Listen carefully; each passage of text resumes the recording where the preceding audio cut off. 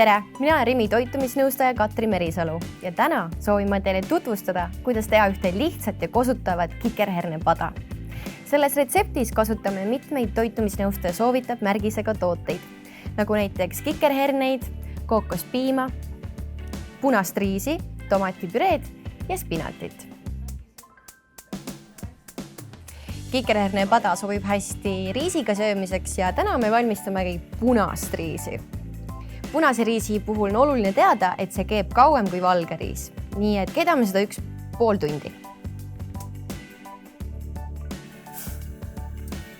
Peale seda, kui oleme riisi keema asetanud, hakkame hakkima sibulat. Selles retsepti läheb 2 sibulat ja hakkime need nii väikseks kui võimalik. Kui sul kodus valget sibulat ei ole, võid kasutada ka punast sibulat.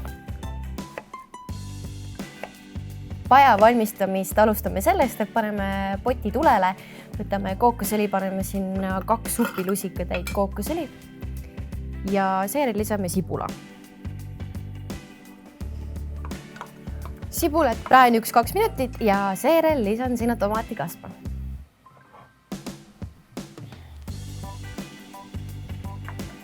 Lisame näpu otsatäis soola ja maitse järgi värskelt jahvatatud pipart. Niikaua kuni kasta ja riis on pliidil, hakime küüslaugu. Võtame 3 küüslaugu küünt.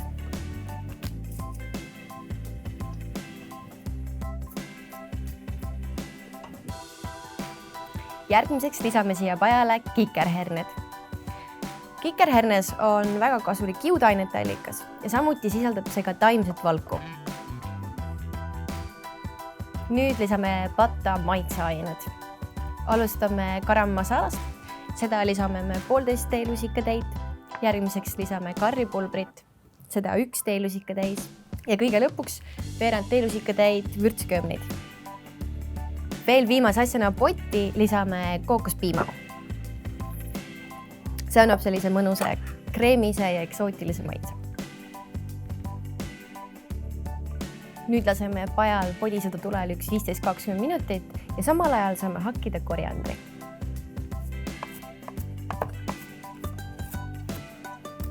Kikerhernepada on nüüd mõnda aega tulel podisenud ja saame lisada viimased koostisosad.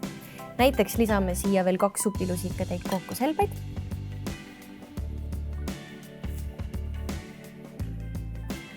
Ja spinati. Spinat sisaldab heas koguses taimset rauda. Selles retseptis on hea kasutada külmutatud spinatit, mis on tunduvalt toitainerikkam sellisel sügis-talvisel varakevadisel ajal ja on ka tegelikult taskukohasem. Ja siis saab alati sügavkülmas spinatit hoida, kas siis paja tegemiseks, pastakastme tegemiseks või smuuti sisse. Pada hakkab nüüd valmis saama ja on veel lisada 1 laimimahl ja hakitud koriander. See laim sobib siia lõppu eriti hästi, aga selleks ajaks võib olla pott juba tulelt maas.